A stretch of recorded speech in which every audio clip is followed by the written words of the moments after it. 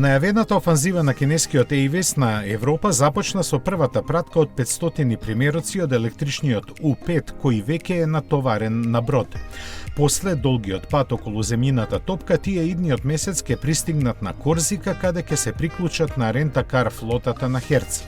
Овој електричен кросовер се докажа лани, кога со возењето од Кина пристигна на салонот на автомобилите во Франкфурт.